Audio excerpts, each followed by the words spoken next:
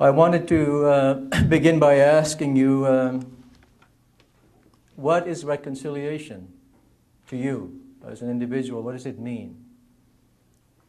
And in the context of, say, Aboriginal people or First Nations and Canada, what does it mean to you, the word reconciliation between the Crown and First Nations? And we've been together now over 500 years. And here we're talking about reconciliation.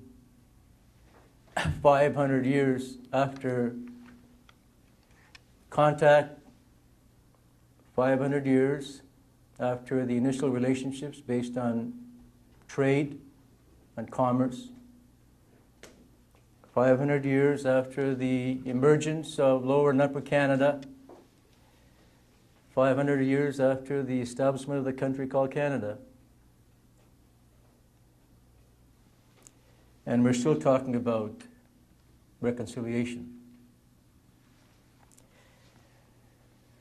When do we stop talking about it? And is it really a goal that's shared by the Canadian public? And is it really a goal that is shared by the governments? Any government, provincial or federal or municipal. I'm asking you these questions because if you look at the very recent history in Ontario, within the last 3 months or so, what strikes out most to you is obviously that there's still no respect for Aboriginal people, and that there's still no regard for treaty rights or Aboriginal rights, and for that reason, innocent people, leaders of communities, get imprisoned. And if that is the face of the country that we still have, then we better ask this question again. Everyone has to ask this question, and especially the governments. Do we believe in reconciliation? Coming here, I thought about the idea of decolonization of our country, the decolonization of our people. But that's the kind of language that most politicians don't appreciate. Because to them, the answer is not so much in terms of restructuring the country. To them, the answer is not to be found in reprofiling resources or the reallocation of fiscal resources to the Aboriginal communities. To them, the answer is for us to fit in. That demand for Aboriginal people to fit in into Canada has not changed. That is still very much what drives the public opinion. That is still very much what exists in the police forces, who enforce the rule of law. And when you think about this, as an Aboriginal person, I'm speaking purely as an individual here.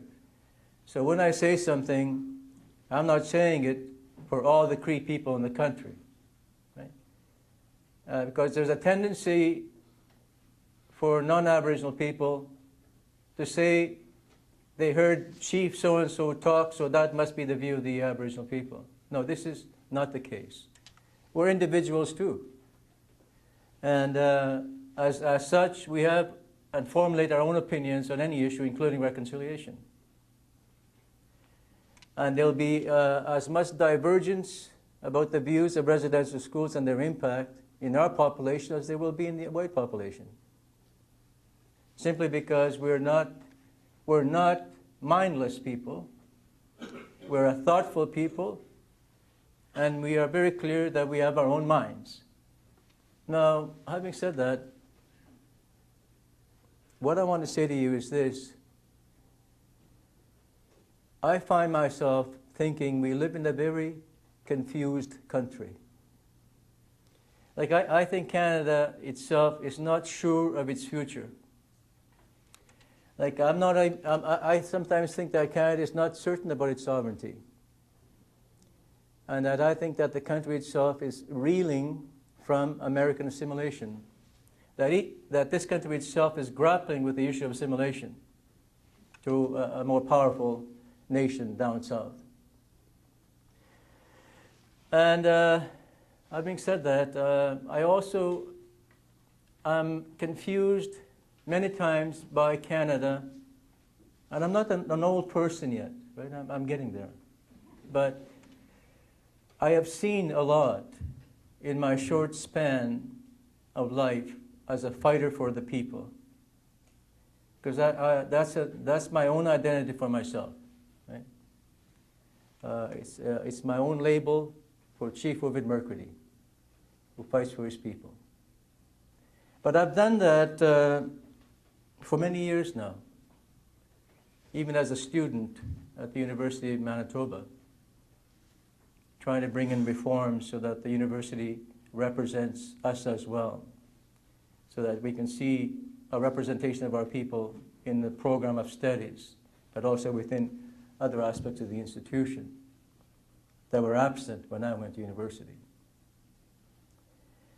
Now, the confusion I'm talking about is this, that from time to time, and we have all seen these events in our lifetime, there will be processes established that give our people a lot of hope. And we expend a lot of time and energy trying to make these processes work for us. But invariably, these processes fail us. And the most recent one is the Royal Commission on Aboriginal People. Here is a clear example of a process initiated by Parliament of Canada, financed by the country, to explore how Aboriginal people in this country can move forward together with the non-Aboriginal population. It was an examination of our social and economic conditions and about our political status and of the social problems that we have experienced over the past few centuries. It was a remarkable study of our situation that made some 444 recommendations to Canada. And very few of them, I don't know how many, have been responded to by Canada.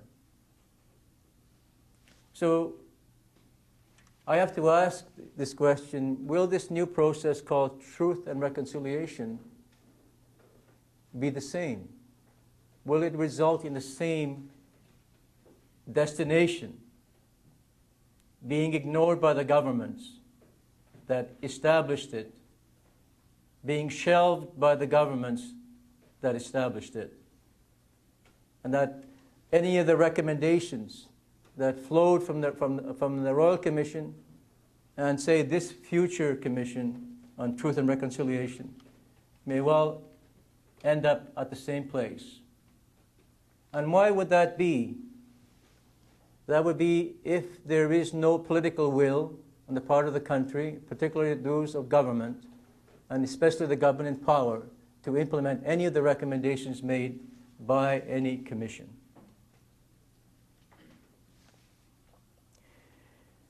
We've also experienced in our time a pretty heavy process called constitutional reform.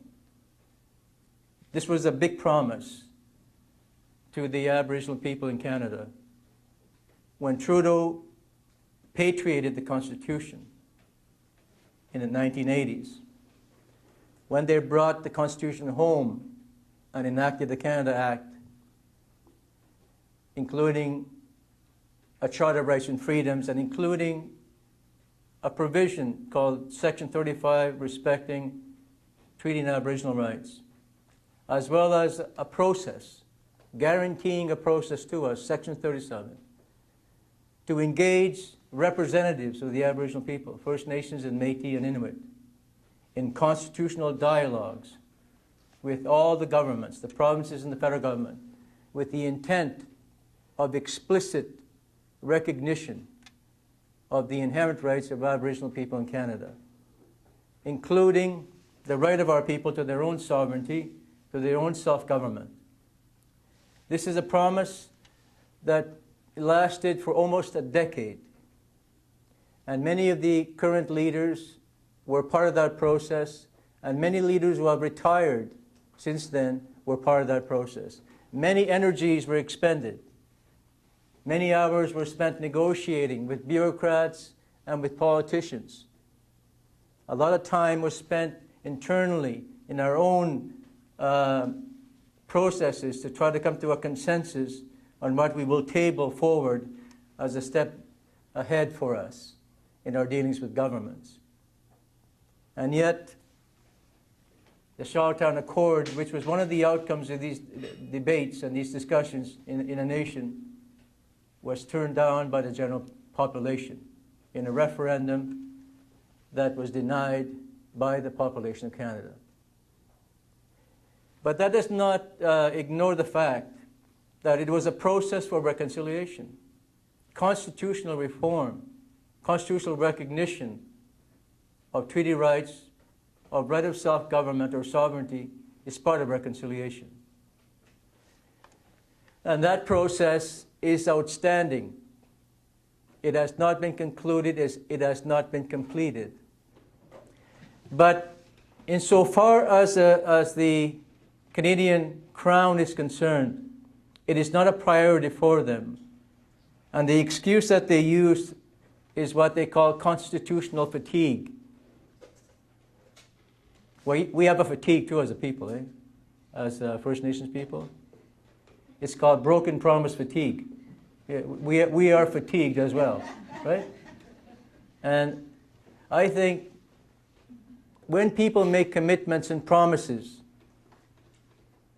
they shouldn't fool our people. And they shouldn't do it only when it's convenient for them. If they are truly intent upon reconciliation with Aboriginal people and First Nations in Canada, then they have to take these steps when it's even inconvenient for the country.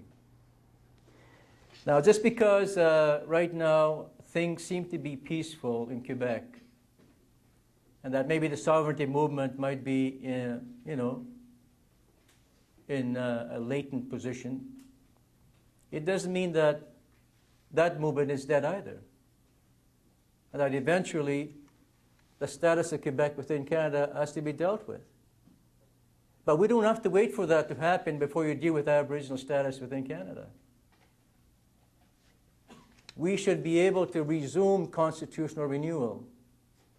That to me would be one of the processes for reconciliation between us and the Crown. And we also have an experience that dates back over a century. In the case of my community, 135 years, and it's called treaties. We have treaties, most nations in the country have treaties with the Crown. And these treaties were about reconciliation between two peoples. These treaties engaged nations in discussions about peaceful coexistence. And these nations ensured that these treaties dealt with their survival as a people on their terms, consistent with their own traditions and their own history and their cultures. But these treaties, which were about reconciliation too, between white people and First Nations people, have not been taken seriously by any government since the signing of these treaties.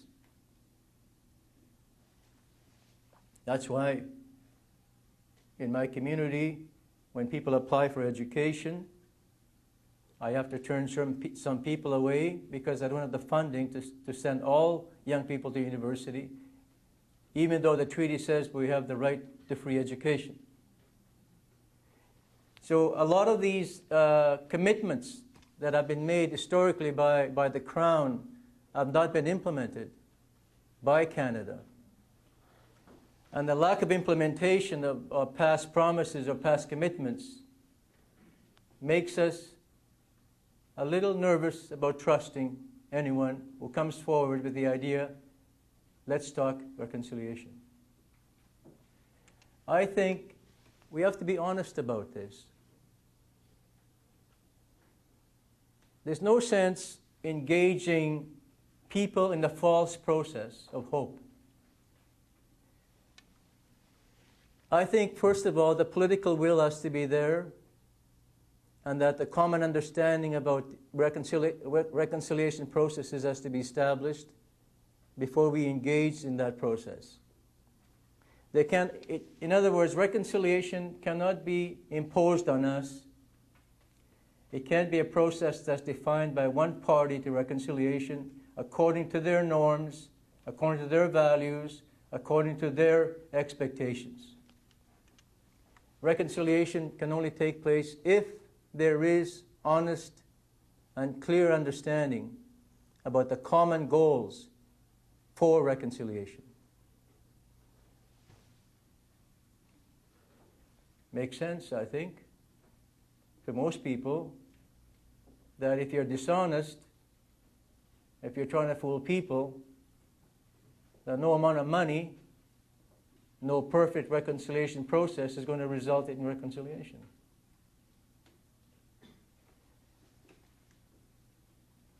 I'm looking at some of the representatives here who I think understand what I'm trying to say about the morality of processes. I mean, you could have all the legal things in place. You can establish the criteria for these mechanisms, like the constitutional discussions in Section 35 that clearly outline the process. But if the moral value is missing, then the conclusion will never be arrived at. So, my own view about reconciliation is this. I think it's a good idea. I think it's an extremely good idea. But why would it take us 500 years to say it's a good idea? Right? And I think also that if you want to be really honest about improving relations between First Nations and the Crown, you have to begin with justice. See, reconciliation is not this. I'm sorry I abused you. That's not reconciliation. That's just one step towards it. Like when it comes to residential schools, when the Prime Minister, when he gets to it, okay? When he gets to his apology, it better be more than, I'm sorry my country did this. Because that is not reconciliation. Even that's not a full apology. Whatever the apology is, it better be very explicit about what they're apologizing for. And it can't be just generally about the misuse of the mandate by the churches.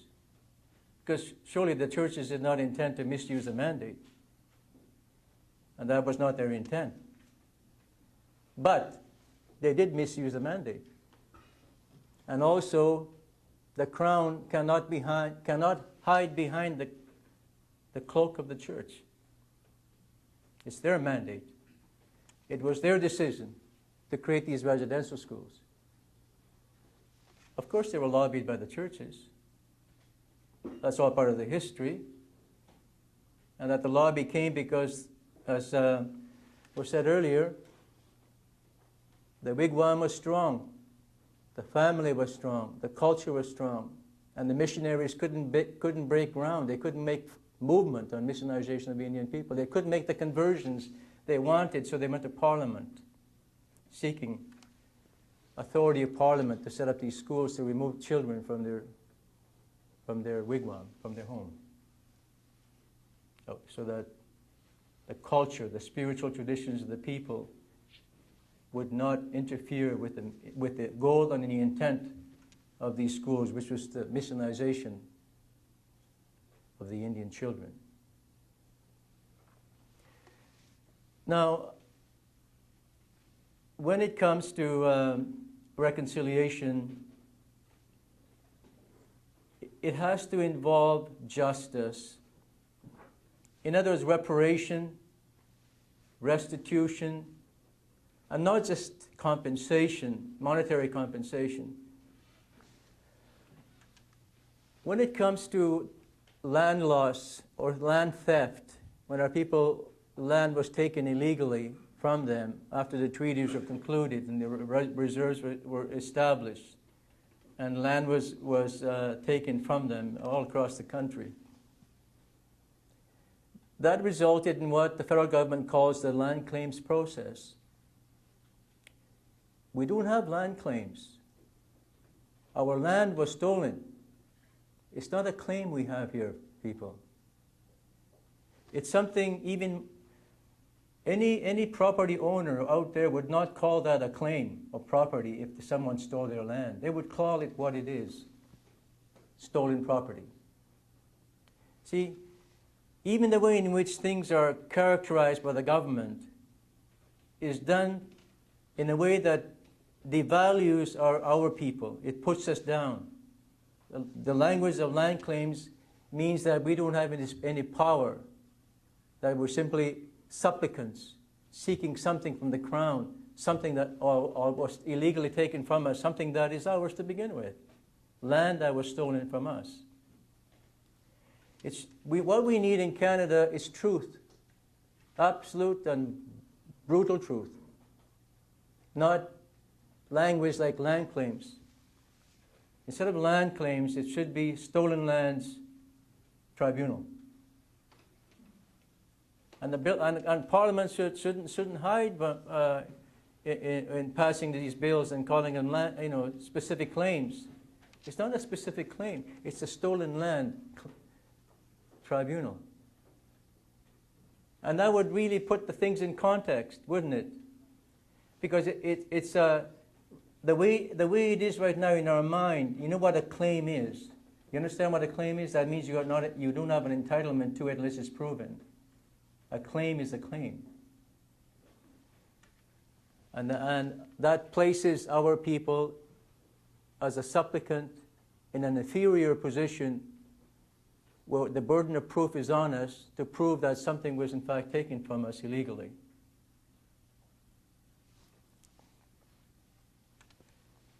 I also think that we also have to debunk a lot of ideas that come from Parliament, and that is, for example, that Parliament spends too much money on Indians already as it is. This is the most, I think, abusive language about our status as a people. That it makes us look as if we are a burden on society, but more than that, it makes us look as if we're asking for something for nothing. And we're the only people, it seems, the way I look at the world from my experience in dealing with the national government, the way it makes us look in the eyes of our own people, from our perspective anyway, is this. Nobody likes us. Like Parliament would rather we weren't even around. And that all the money they're spending for housing, for education, they're not doing it because of goodness or kindness or because they have an obligation under treaty. They think they're doing it because we're forcing them to do it. That somehow we are responsible for our poverty, that somehow we are responsible for the fact that we have no money to build schools, that we have no money to build infrastructure, that we have no money to support economic development in our communities. Somehow we are responsible for where we are now, where we have been placed after 500 years of colonization. And I want the Canadian public to know we're not responsible for that. We did not, in the treaties that we made, agree that we will become impoverished within a century of making these treaties.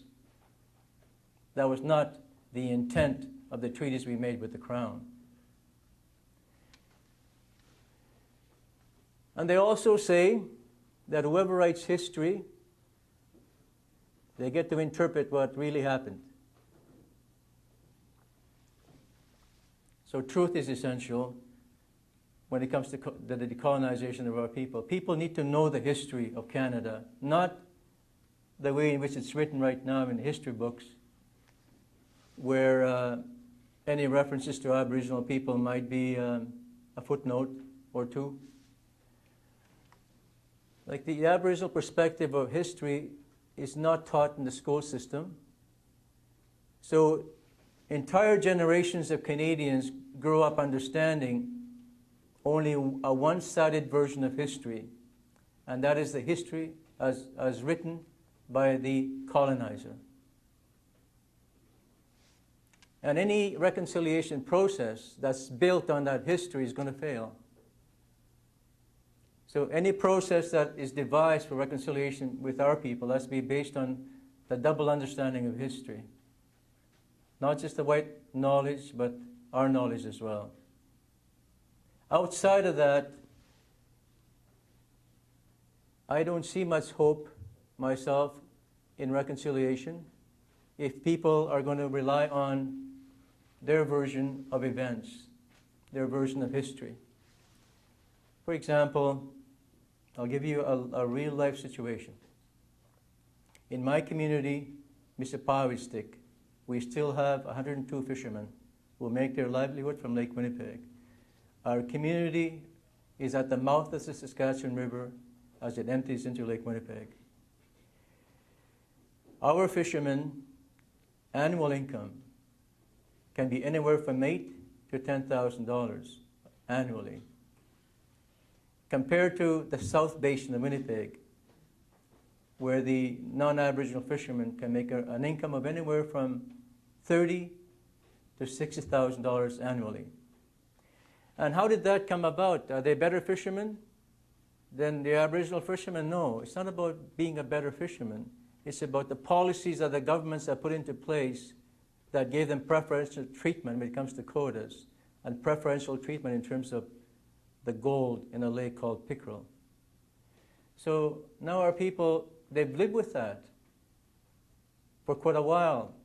And then finally, last year, all the fishermen in my community, joined by Aboriginal fishermen in 4 other communities around Lake Winnipeg, had what they call a protest fishery, to draw attention to that inequality that exists in Lake Winnipeg.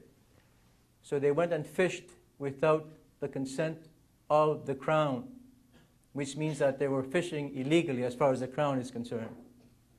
And that whatever fish they caught, they now will face charges as a result of it. So they had to take a risk of being charged and being treated as criminals in order to get the government to deal with that inequity in Lake Winnipeg.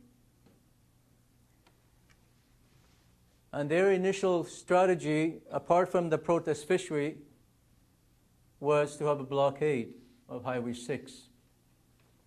Because it seems to me that in modern time, the only time the governments respond is when Indian people block highways. That's when they get the most attention. That's when they get the results. So here we are talking about reconciliation. It doesn't make sense to me to be talking about reconciliation when obviously a lot of these issues are governmental policies and past practice of governments, and that that the knowledge is within government as to what the issues are, that they know what the problem is, they also know what the solution should be. It's just a lack of political will to deal with them. Now, will a process of reconciliation bring about political will is what I'm asking you. Now, my community of fishermen, after the protest fishery, sat for a while, waited for the government to come to them. The government never came to them. So a few weeks back, they decided, okay then, we're going to block Highway 6. And they set about to do that. And their chief, who happens to be me, says to them, okay, let's not do that right now. Right? Let's not do that right now. We're going to lose public support. Let's do an informational blockade. In other words, slow down traffic for a day, which they did. But it was enough to get the government to take notice, and it was enough to get the government to come forward with solutions that everybody knew were there beforehand. So what is my point? My point is this. If we're going to be involved in creating new processes for reconciliation, let's not create dumping grounds for inaction. Let's not create more mechanisms where nothing gets done in the end. Let's make sure that the process is dynamic and genuine, and that process will in fact produce the resolutions and the solutions that everybody is looking for. And one of those resolutions is how government runs, how government operates. You see, part of the confusion that I share about your society is this. You guys are very divided, right? Like, you tell us there's over 635 of First Nations in the country. How can you have 635 governments? And then you say to us, you have to create mechanisms, common institutions. You have to collaborate amongst each other for economy of scale, but also for efficiency of government. Right? This is the language that I heard during constitutional discussions. And but look at it from my perspective, which is probably shared by Aboriginal people across the country. You are a very divided people. Like your idea of sovereignty is exercised within what you call a federal system of government, a division of powers between the provinces and the federal government.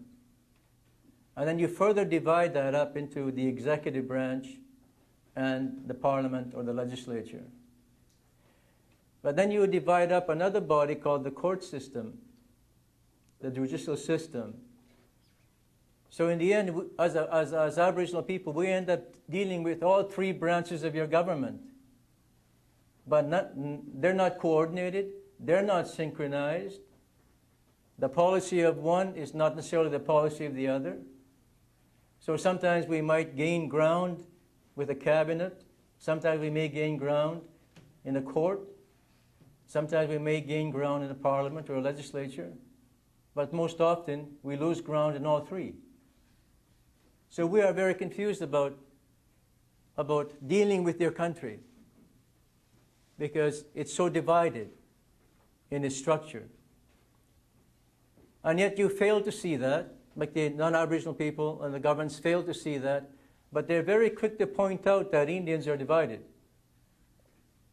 The Mohawks over here, the Crees are there, and the Ojibways are there. Well, they're there because after a few centuries we decided it's the best thing to do. Have our own respective territories, right? That through our own occupation of North America, we came to our own understanding of our respective jurisdictions and our respective territories.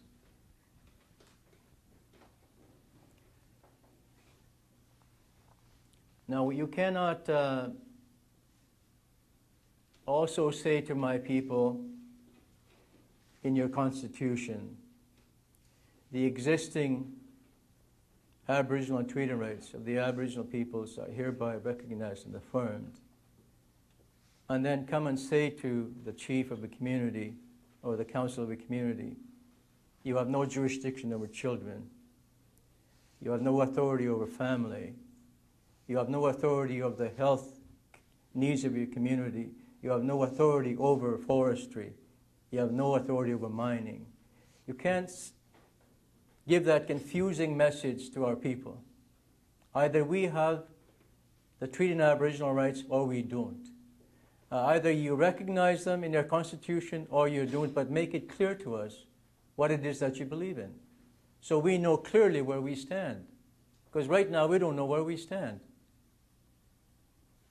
And whenever issues surface between First Nations people and the Crown, the politicians are the first ones to hide.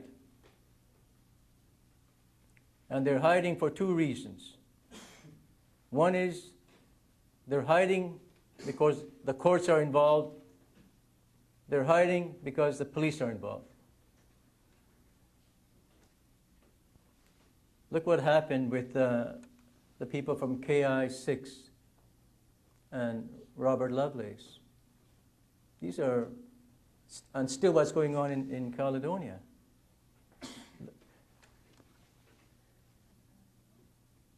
I would say to the governments that if they're sincere about reconciliation, well, set up a reconciliation for the people in Big Trout Lake with respect to mining issues. Set up reconciliation with the people in Ardoch with respect to mining in their territory.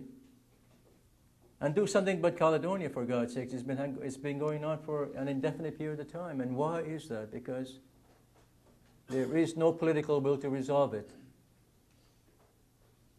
That's the reason why conflicts are prolonged. And it seems to me, from my perspective, having been involved in 4 crises in this country within a decade, starting with Oka, to Gustafson, to Ipperwash, and to Burn Church. It seems to me that the political will to deal with the issues that gave rise to these conflicts is always absent.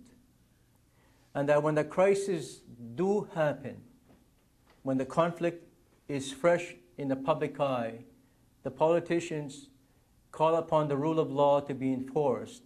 And the rule of law, by implication, means the police are sent to resolve the conflict. And that is a very unfortunate thing to do to your police force. Your police force should be dealing with crime on the streets. It should be dealing with ways to ensure that there's less crime in Canada and not creating more criminals as a result of government inaction with respect to treating Aboriginal rights in this country. We don't want to be criminalized as a people. Understand this. And because I know this is televised, I'm actually talking to the Canadian people now. We don't want to be criminalized as a people. Understand this.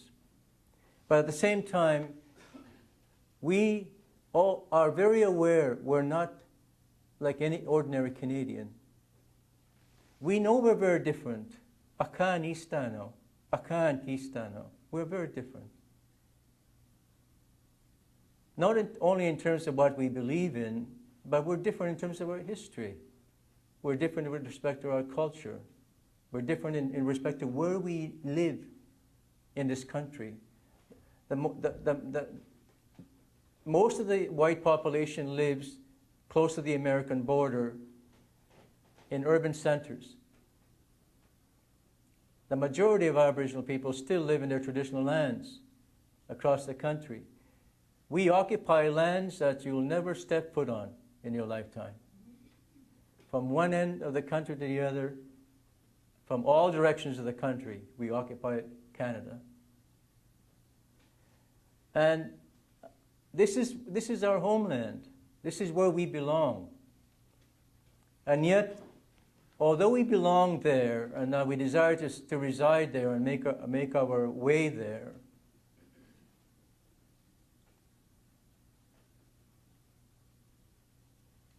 whatever little we have left, somebody else wants. Okay? Now, the latest assault on Indian resources, or First Nations resources, are the mining interests. And mining is going to become more aggressive because someone has to drive the economic engine of the country, right? I mean, your agriculture is no longer sustaining your economy. So what is going to sustain the Canadian economy? Well, the mining industry is saying, well, we'll do it, we want to do it, but the Indians are in the way. So please get rid of them, so we can take the mineral, and then the government can make its royalties from it. But the fact of the matter is this, that most of the revenue that the mining companies make don't stay in Canada anyway, because the shareholders and the investors are not all Canadian. And we have governments in Canada that are not prepared to nationalize the natural resources to protect it, so that Canadians benefit from the exploitation of natural resources. They not only are not prepared to protect Indians from being exploited by mining companies, they're not even prepared to protect the general public, to make sure the revenue stays in Canada. That's how gutless your politicians are. And so, having said all this, reconciliation is a two-way process. And it's no sense having a pie-in-the-sky dream about it. Like, let's not get fanciful about it, right? Let's be realistic. Like the First Nations in Barrier Lake, how long do they have to struggle with the province of Quebec before they get justice with respect to their territory? And every nation in Canada, every First Nation in Canada has their own history of exploitation, mine included. The Mississippi Cree Nation was the first place in northern Ontario where Manitoba Hydro decided to build a dam. And 40 years later, we're still the most impoverished people. But the province of Manitoba is making a lot of money from the electricity that's produced in my community. And it's not sharing it with my community. And every First Nation has its own tragic story about exploitation. So the reconciliation you're talking about, the reconciliation that is required, has to be based on that reality. It can't be on any other facts. It can't be just on residential school experience. It has to be the full picture, everything at once. Moina apsis pugo.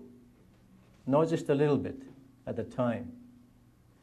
Because one of the things that is most depressing to us is the approach of government in dealing with our issues, which is business as usual and step by step, one thing at a time. But if Canadian people really want to help, then they need to understand what is really going on in the Aboriginal community right now.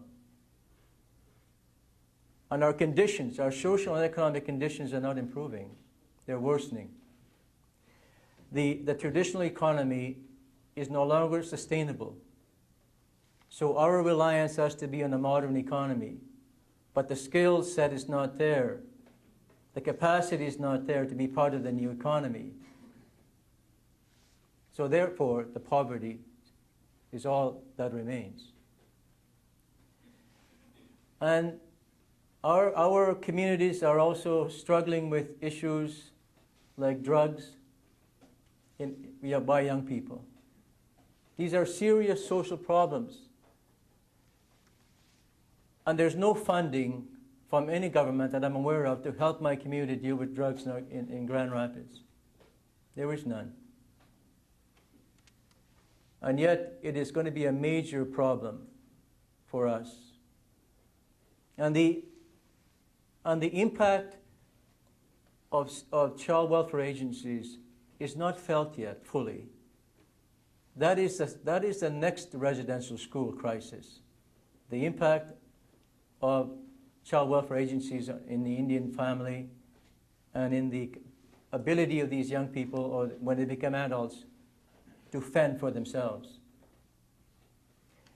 And because of FAS, which is becoming a serious problem as well, there will be another additional burden on the local governments, the band governments, and the funding is just not available for us to provide the special needs those people require. And the school system is not capable of dealing with them, so they expel them summarily because they can't control them.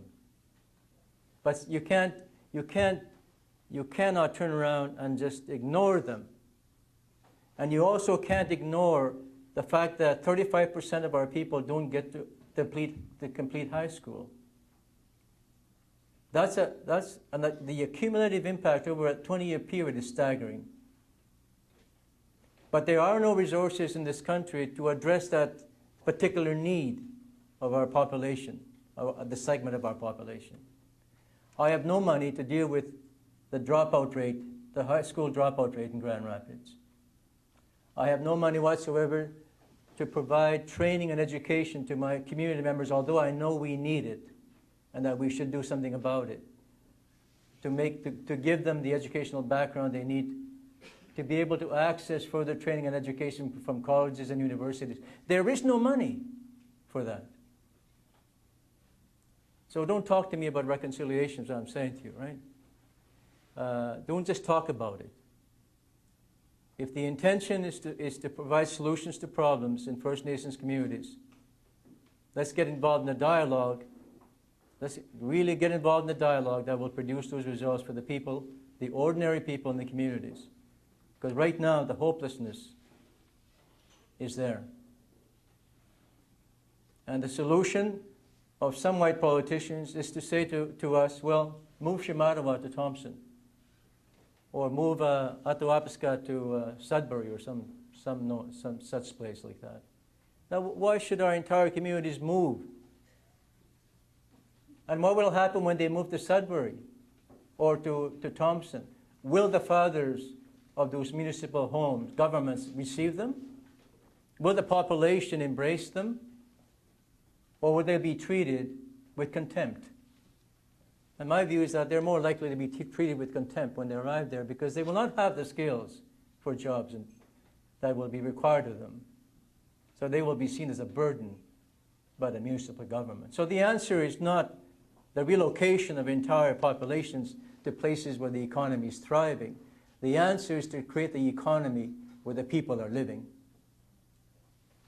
And if the resources are in the north where they are, and the mining companies want to develop those resources, the governments should step in. They shouldn't wait for a process of reconciliation. They should step in right now and say, before you drill, and after you drill, we want to make sure that the First Nations people derive social and economic benefit from the exploitation of resources that are on their traditional lands. That's the minimum, the very minimum that any government should do. So that's the reality that I see. Like I was involved at the national level, so I saw the big dream called the Charlottetown Accord go down in flames. I saw the opportunity that was there with the constitutional process to transform the country, and we took it as First Nations people. We engaged in it fully. We had extreme belief that we could change the country through the constitutional process. And the fact is, we tried. But the results of the negotiations were turned down by my population, but also by the Canadian population. But that doesn't mean that the constitutional process should be abandoned. The transformation of Canada is still very much an obligation for all of us. It is still very much my expectation as one leader, because I see the rule of law as essential and important to convincing people that this is just, that recognizing the right to self-government is a just thing to do, that to put aside special fiscal funds for education, for health, and for transportation and for infrastructure, and to do it annually, appropriation of Parliament directly to Indian governments, is just. And if it's there enshrined in the Constitution, then it's part of the framework of the country as a third order government. And if that was the case, my view is that then Canadian people, when they learn about their country, would also learn that their country also embraces the rights of Aboriginal people, and that those are integral to the future of the country. But in the absence of that, we are stuck with something called the Indian Act, which is the vehicle of assimilation, which is the vehicle for the colonization of our people, of Aboriginal people. And that the Indian Act itself is not a vehicle that we embrace for our future as Aboriginal people, but we see it as the impediment to any future for First Nations in Canada. And although we say that, and the government has heard us, and although you have the federal government saying we're going to get rid of it, there is no mechanism between us and government to make that happen. And the reason, in part, is because the politicians in Ottawa do not see Aboriginal leaders as their equals. They see us as their inferiors, and that they don't involve us in any discourse that will result in amending any legislation as equals. They do that on a basis of you will be consulted. Not that you will frame the legislation, not that you will be part of the consensus building as to what it should say. No, we don't have that option. We will just simply be consulted on what the white mind has decided to do about any legislation affecting our people. And that's part of the problem, is the absence of any meaningful mechanism where our mind, the Indian mind, the First Nations mind, is on the same plane as the parliamentarians who make the laws. Now, I'm not saying that Grand Rapids has to be involved in everything that happens in the nation, but I'm saying that if we worked on a mechanism together, I would be content that that mechanism, if I believe in it, will be adequate to ensure that my interests and my rights are taken into account and are protected in that process. But we don't have no such mechanism between us and the governments. And part of that problem is because they say there are only two jurisdictions with authority, the federal government and the provinces. And there is no recognition for a third order of government. And in the absence of that recognition, they don't have to pay any attention to us. And they don't have to treat us as their equals when it comes to the exercise of governmental powers. So, I think we have a lot to do to change the way Aboriginal people are treated in Canada. I think there's a lot of work to be done in terms of examining what this country represents. I think we also have a lot of thinking to do about the future of Canada. And is it going to move forward without the Aboriginal people? And if not, then I would say it's time for a process of reconciliation that engages us as equal partners, and we come up with a consensus on what the future should look like. I thank you all.